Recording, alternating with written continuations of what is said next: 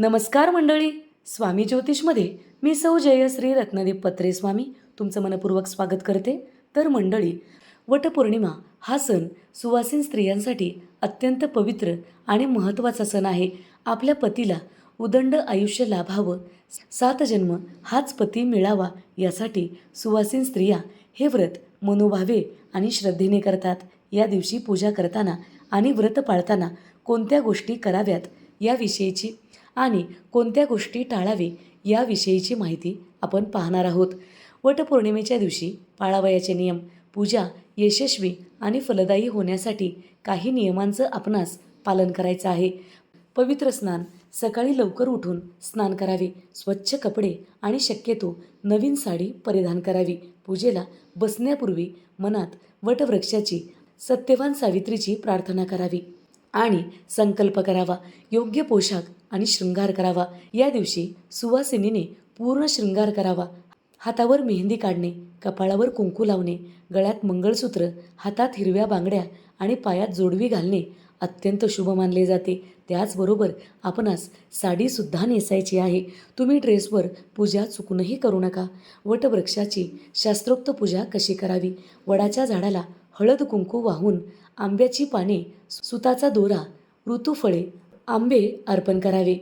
वडाला अखंड सुताने 11, 21, 51 किंवा 108 प्रदक्षिणा घालाव्यात. सुवासिनीची ओटी भरणे. पूजेनंतर जवळच्या सुवासिनींना हळदी कुंकू लावून त्यांची ओटी भरावी. त्यांना एखादे फळ, गव्हाने भरलेली ओटी देऊन त्यांचा आशीर्वाद घ्यावा. पूजा संपन्न झाल्यावर सत्यवान सावित्रीची कथा आवर्जून वाचावी किंवा ऐकावी. यामुळे व्रताचे पूर्ण फळ आपणास मिळू लागते. घरातील मोठ्यांचा आशीर्वाद घ्यावा. पूजा झाल्यानंतर पतीचे आणि घरातील वडीलधाऱ्या लोकांचे पाया पडावे. वटसावित्रीच्या दिवशी कोणत्या चुका करायच्या नसतात. व्रत दरम्यान नकळत होणाऱ्या काही चुकामुळे पूजेचे पुण्य मिळत नाही. त्यामुळे काही चुका आपणास टाळल्या पाहिजेत. काळ्या किंवा पांढऱ्या रंगाचे कपडे या दिवशी घालू नका. या दिवशी विवाहाचे आणि सौभाग्याचे प्रतीक नसलेले रंग जसे की काळा आणि पांढरा रंग चुकूनही वापरू नका.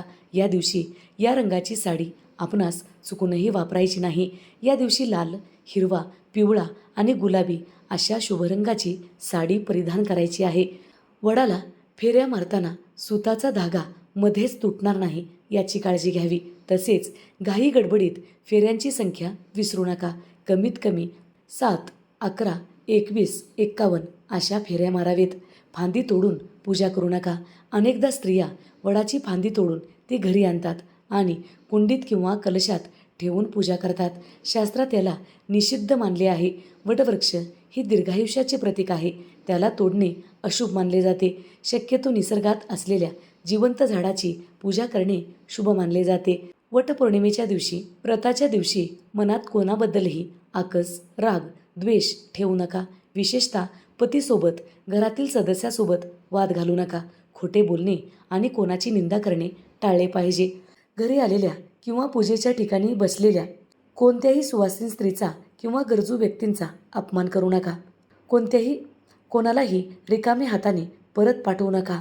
जर तुम्ही उपवास करत असाल तर तो पूर्ण श्रद्धेने. जर आरोग्यामुळे उपवास जमत नसेल आणि तुम्ही जेवणार असाल तर जेवण पूर्णपणे सात्विक असावे. तर मैत्रिणींनो, पूजा करताना केस मोकळे सोडून पूजा करायची नाही. पूजेला बसताना केस मोकळे सोडू नयेत. केसांना व्यवस्थित बांधून आंबाडा घालून त्यात वेणी किंवा गजरा माळावा.